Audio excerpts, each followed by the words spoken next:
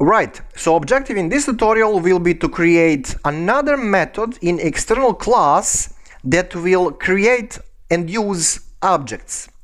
So everything will be done just like in a story about namespaces and from primary C# list, but we will grab stuff through objects. And it will be a little bit weird, but you're gonna grasp that stuff easily, hopefully. Anyway, for simplicity reasons, I'm gonna delete this. I don't need it. Let's test it with F5. Source code is from last tutorial, so nothing special. Right, so here I'm gonna create another namespace that will be dedicated for methods. And task of those methods will be to grab into external class and use it through objects. So, namespace, let's give it a name, for example, printing methods. Because methods will just print stuff on a screen through objects.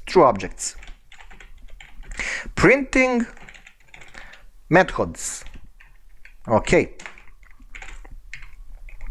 So in a methods we need to have classes, right?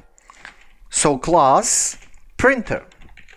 Names are totally up to you. Inside the class we're gonna have dedicated method. So void, static void, name of it will be print a, and the job will be to create object and use it. So it's not direct usage, it is usage through objects.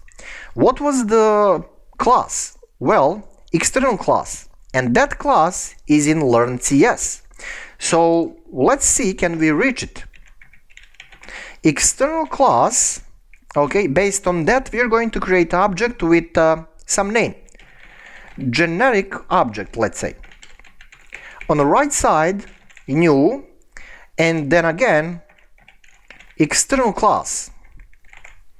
Okay, F5, and we are going to land into some reachability problems. So we are missing assembly reference or a using directive.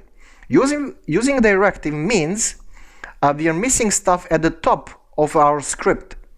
So how is that possible? I mean, these things are in same file.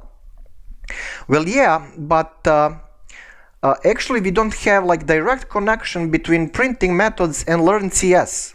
So you cannot just go out from here, directly here, and grab stuff. Here, what is needed is using, and using what? Well, check this out, using learn.ts. So this is kind of weird, but we must use it. So some people are kind of confused. Well, don't be, because all these namespaces, when you are using it, somehow they must be connected. So because we are in dedicated file, it is really not important what is written here, okay? It's a little bit weird, but it is what it is. So now when we press F5, we're gonna have some kind of result from program.ts, but we are not using those objects we have down there. And now we can use it actually. So console.writeLine, and a little bit of vertical alignment, like a custom header or something like that. Very simple stuff up till now, and we're gonna roll with usage of all those things from external class, because now using learn.ts is imported using Python terminology. So we don't need this. We need generic object dot, and now all these things are available because of using learn.ts. So what we need? We need to grab X, and yeah, I'm gonna just delete this. Its smarter idea is to use this from here because it is time saver. So what else we are targeting? Well, some string, we have it in drop down, and character, some character, some char. Okay, so F5, and we gonna get a result from program.ts Just this simple stuff, but this is a result of this operation.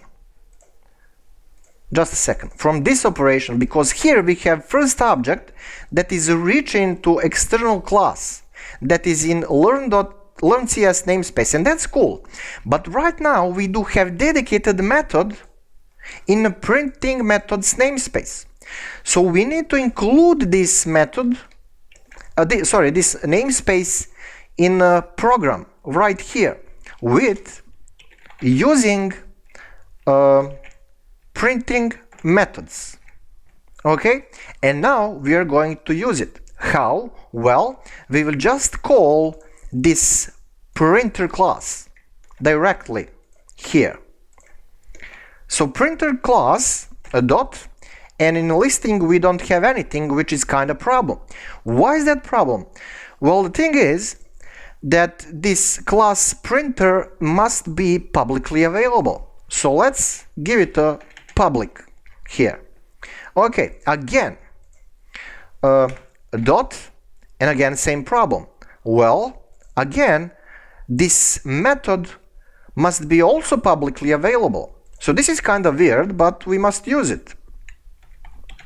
So public, and only now when both of these are publicly available through usage of printing methods from here, now we can use it down there, and we're gonna see stuff in drop down. So where is that thing? Oh, print A, right. So that was the name of method, right? And because this is a method, we must use parentheses. So we will have a result from here, but also we will have a result from this method because it is included through printing methods. So it is a little bit weird, but it will work. F5, and both results using different approaches. Actually, those methods are totally different because this is a first object, okay?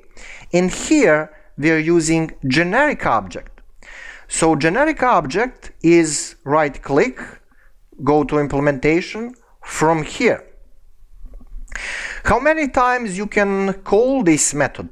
It's totally up to you. Still, result will be totally same, no matter how many times you call it. But I think this is kind of cool to understand because you're gonna run into some kind of similar situation probably when you're reading other people's source code, especially when they are beginners. And now we're gonna have a bunch of these results. So what of these you're going to choose will depend. It will depend about your experience, and you will gain experience through a lot of errors. So let's one more time repeat what was the thing here. Well, your namespaces, they're fine, but they need to be included into program.cs primary file. So you must say using that thing, whatever that is, as a namespace. These classes and methods, they must be with the public at the left side, but for methods you also need to have static. Okay, so this object is created based on external class, and external class is from learn.cs namespace. So if you want to reach there, you also need to say using learn.cs to make this thing available to printing methods. Yes, I know it's a little bit weird, but this is how we roll. To some degree, Python, for example, I like to use Python, is a much cleaner, but you can create complicated and simple programs in any programming languages. So it's pretty much a question of personal preference, experience, and what company you're working for is demanding. Let me just run this one more time to confirm results, and there you go, everything is fine. Bottom line, guys, think a lot about what you need to import, okay, and what kind of namespaces have like availability of other namespaces, stuff from other namespaces. So this is like a passport thing, you know, if you want to get from here, because of here, to learn CS, you must include it at the top. So practice this a little bit, because if you grasp this, you're gonna grasp many other same or complicated things. So this is like base stuff, but when you get it, you're gonna get it and you're gonna use it all the time. It's not that difficult after 10 or 15 minutes of repetition. Okay, thanks for watching. See you next one. Ciao.